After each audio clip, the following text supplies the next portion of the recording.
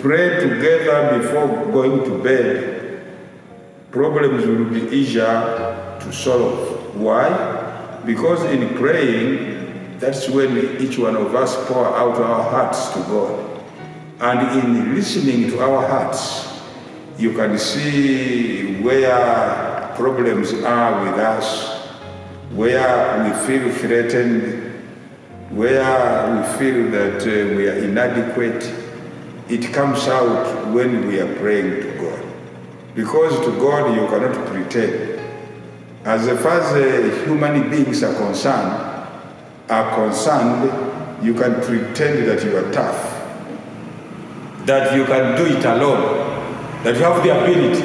But when it comes to prayer, whatever comes out of your mouth is the sincere indication of who you are. Help me on this, help me on that one, help me on this one, help me on this one. Then you can have a window of the weakness and the vulnerability of your mate.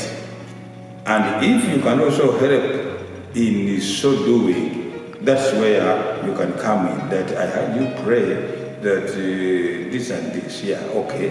And I think you are right. But can we also try this and this and see how best we can do it?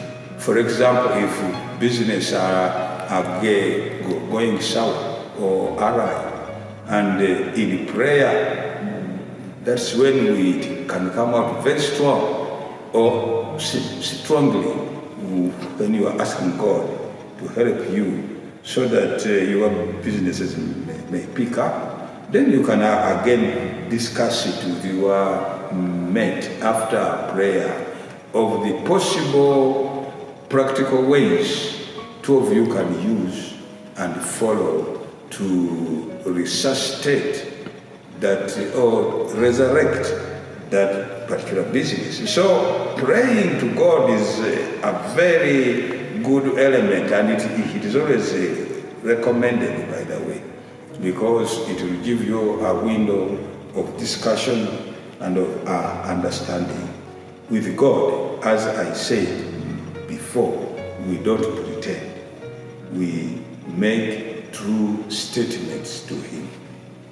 Study the Bible together, taking turns in reading. Yes, it is also good to sit down and then listen to your mate read a few verses in the Bible, and it can also help you.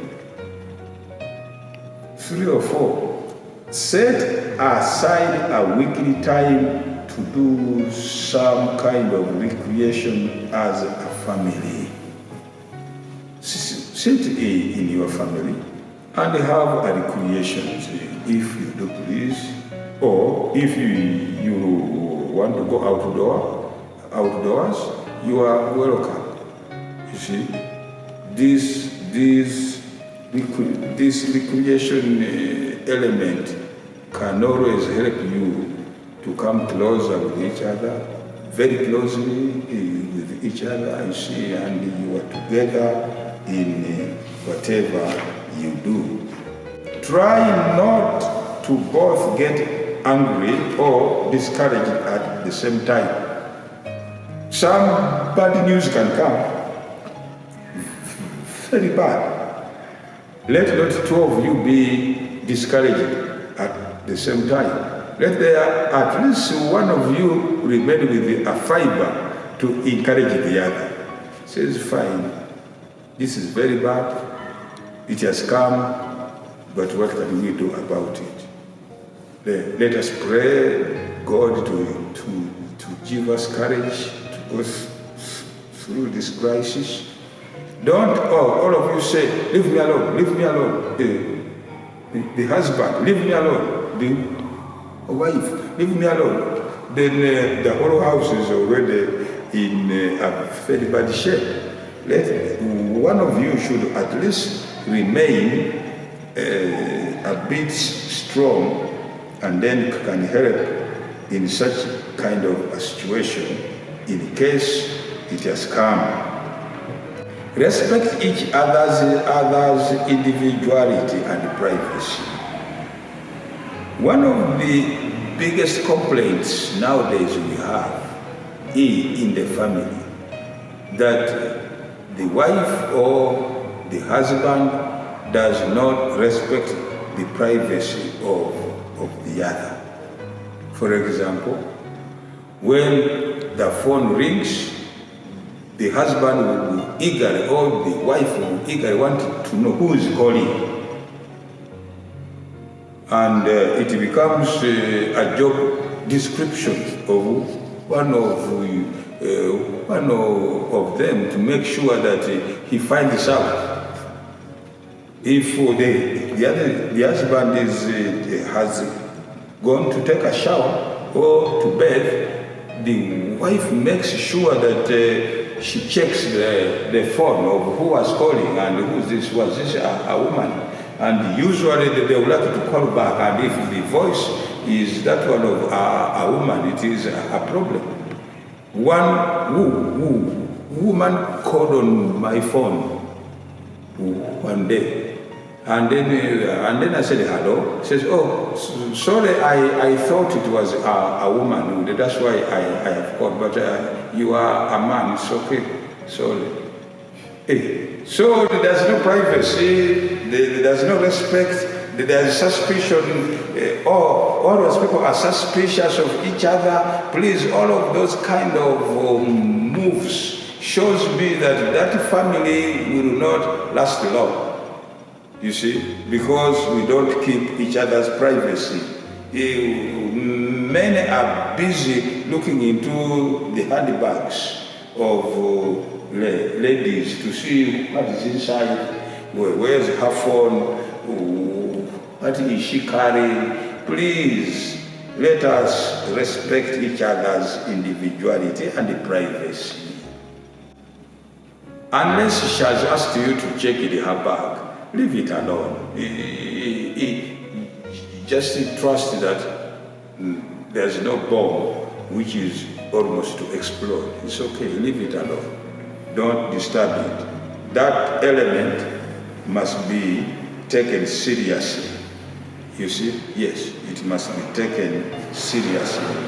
Don't leave it alone. It has become a recipe for home disintegration. Walk together for exercise at least once a week.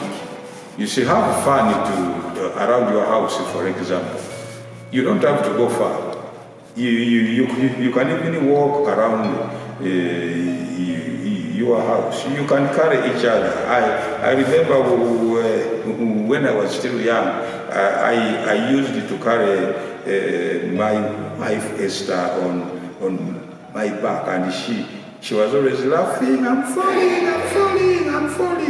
And it was, I was always looking forward to that day which we had agreed to do that, yes.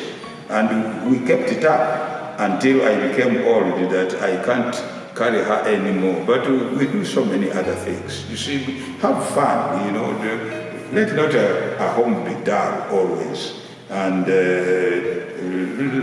let there be fun, and then feel that it is good to be together. It is good to be a husband and wife.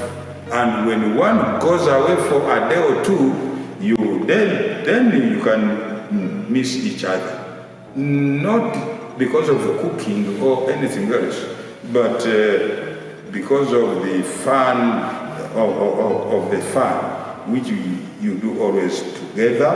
Please make that a point always, to make sure that there is such kind of an element.